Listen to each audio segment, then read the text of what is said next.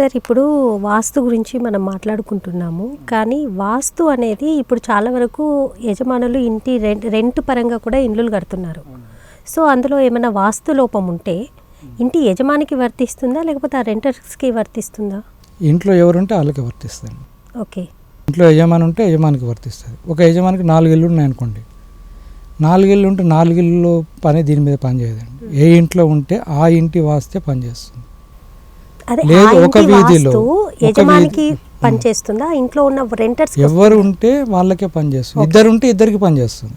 Okay, యజమానికి పనిచేస్తుంది, renter ఉండే వాళ్ళకి పనిచేస్తుంది. అంటే ఆ రెంటర్స్ లో ఉన్న యజమానికి వర్తిస్తుంది. అంటే వాస్తు లోపం ఉంటే ఆ ఇంటి యజమాని మీదనే యజమానికి ఉంటుంది, అందులో ఉండే వాళ్ళకి ఉంటుంది. యజమాని ఉన్నా ఎవరున్నా మనుషులు ఎవరుంటే దానికి సంబంధించిన ఇబ్బందులు ఎదురవుతాయి. ఓకే, ఒక యజమానికి 4 ఇళ్ళు ఉన్నాయి అనుకోండి, ఫర్ ఎగ్జాంపుల్ 4 ఇళ్ళు ఉంటే 4 ఇంకో 3 ఇళ్ళ దోషాలు ఉన్నాయి. ఈయన ఉండే ఇంట్లో బాగుంది, ఆ 3 ఇళ్ళ దోషాలు పనిచేయవండి. ఏ ఇంట్లో ఉంటే ఆ ఇల్లు యొక్క లక్షణాలే ఆ ఇల్లు యొక్క ప్రభావమే ఉంటుంది. 2 ఒక యజమానికి 2 ఇళ్ళు ఉన్నాయి అనుకోండి, ఒకే వీధిలో ఉంటే దానికి ఆ ఇంటికి ఈ ఇంటికి నడక ఉందనుకోండి, నడక ఉంటే మళ్ళీ ఆ 2 ఇళ్ళు పనిచేస్తాయి. నడక లేకుండా ఉంటే యజమాని ఏ ఇంట్లో ఉంటే దాన్నే పరిగణలోకి తీసుకోవాలండి. ఇప్పుడు నా ఉదాహరణకు నాకు చెప్పులు ఉన్నాయనుకోండి, నాకు 5-6 జతలు షూ ఉన్నాయనుకోండి, అవి ఏమేమి వేసుకోలేను, ఇంట్లో ఉన్నాయి అవి ఇల్లులాగా అనుకోండి. నేను చెప్పులు వేసుకుంటే దానికి సంబంధించిన సౌఖ్యమే నాకు ఉంటుంది. ఇంట్లో ఉన్న చెప్పులకి నాకు సంబంధం ఏముంటుంది చెప్పండి. అది వేసుకున్నప్పుడు దాని లగ్జరీ దాని వేరే ఉంటుంది. ఎందులో ఉంటే దానిదే పనిచేస్తుంది. దానికి దీనికి నడక ఉంటే ఆ 2 పనిచేస్తాయి. ఓకే, ఇప్పుడు ఇంటి యజమాని ఇక్కడ ఇల్లు ఇండియాలో ఉంటుంది. అవును, యజమాని యుఎస్లో ఉంటారు అనుకుందాం. అవును. సో ఇక్కడ ఈ వాస్తు లోపం అనేది ఈ ఇంటికి ఉంటుంది. సో దాని ప్రభావం ఎవరి మీద చూపిస్తుంది? ఆ ఇంట్లో ఎవరు ఉంటారండి? రెంటర్స్. వాళ్ళకే పనిచేస్తారు. ఓకే, అంటే ఇంటి యజమానికి పని చేయదు. ఓకే, యజమాని అనేది కేవలం ఒక భావన అంతే. నా జేబులో డబ్బు ఉంది, నేను ఖర్చు పెట్టుకుంటే నాకే వస్తాయి, బ్యాంకులో ఉందని అనుకుంటున్నాను అంతే మనసులో. ఇప్పుడు మీరు అన్నట్టు ఇప్పుడు ఇల్లు అనేది వాస్తు యజమాని మీదే ప్రభావితం చూపిస్తుంది అని అంటున్నారు కదా. ఇల్లు అనేది ఇప్పుడు తండ్రి పేరు మీద ఉంటుంది, అది పిల్లలకి ఆ వాస్తు అనేది ప్రభావితం చేస్తుందా, అంటే వర్తిస్తుందా? తండ్రి పేరు మీద ఇల్లు పిల్లలకు వర్తిస్తుందా? అంటే వాస్తు అనేది డాక్యుమెంట్లో తండ్రి పేరు ఉంది, తండ్రి లేడు అనుకోండి, ఫర్ ఎగ్జాంపుల్ అనుకోండి, పిల్లలు వచ్చారు, వాళ్ళు ఎదిగారు, ఎవ్వరు ఉంటే వాళ్ళ మీదనే పనిచేస్తుంది. డాక్యుమెంట్ అనేది పని చెయ్యదు. అంటే మీరు చెప్పేది ఏంటంటే ఇల్లు ఎవరి పేరు మీద ఉన్నా, యజమాని ఎక్కడున్నా ఆ వాస్తు అనేది వాళ్ళ మీద ప్రభావితం చూపించదు. ఇంట్లో ఎవరైతే ఉంటారో వాళ్ళ మీద జనరల్ లాజిక్ అండి, ఇలా అంతే, ఏం లేదు, చాలా సింపుల్ థింగ్ అంతే. ఇప్పుడు 4 కార్లు ఉన్నాయనుకోండి, మీకు ఏ కార్లో వెళ్తే యాక్సిడెంట్ దేనికైతే దానికే అవుతుంది, కానీ ఇంకో కార్కి ఏం డ్యామేజ్ కాదు కదా. ఓకే, ఇదే అంతే అండి. ఇది అంటే వాస్తుని కూడా లాజిక్ పరంగా ఆలోచించవచ్చు అంటారా? లాజిక్కే అండి మొత్తం ఇది ఇందులో ఉన్నది. కాకుంటే దీన్ని ఏంటంటే బాగా ఇలా తిప్పి చూపించారు అంతే. ఏదో భయభ్రాంతులు చేశారు, ఏవో చేశారు, 4 ఇళ్ళు ఉంటాయి నీకు 4 ఇళ్ళు పని చేస్తాయని రకరకాల ఇందులో వచ్చిన అండర్స్టాండింగ్స్ ఎందులో రాలేదు, వాస్తులో ఉన్న ఏదో ఎవరు తోసిన విధానంలో వాళ్ళు చెప్తూ వచ్చారు. పూర్వం ఒక పద్ధతి ఉంటే ఇప్పుడు వచ్చి నవీన వాస్తు మొత్తం డిఫరెంట్ స్టైల్ ఇది.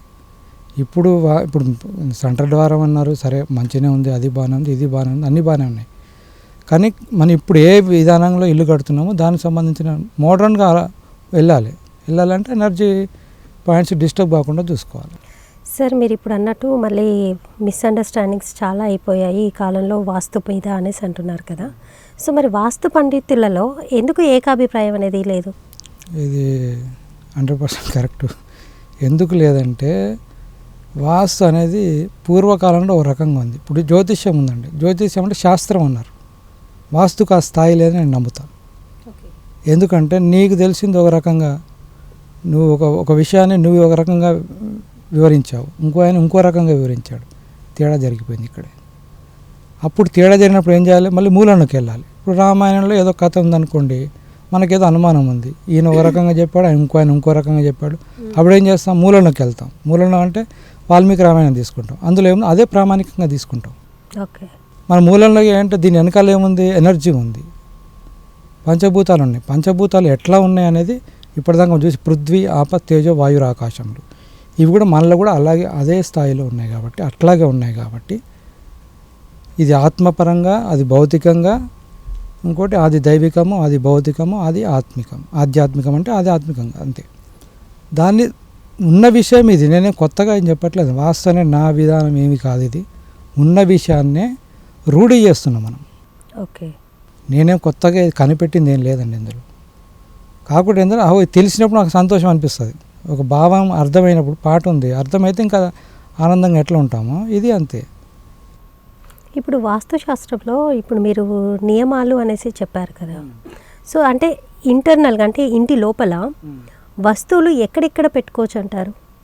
నియమాల ప్రకారం చెప్పాలంటే ఎక్కువ వెయిట్ ఉండే వస్తువులు, నైరుతి కొంచెం వెయిట్ తక్కువ ఉండే వస్తువులు, వాస్తవానికి ఈశాన్యం కూడా వస్తువులు పెట్టవచ్చండి. మీరు భయపడతారేమో కానీ అంటే ఈశాన్యంలో నీరు బరువే, నీరు బరువే, పృథ్వీ భూమి బరువే.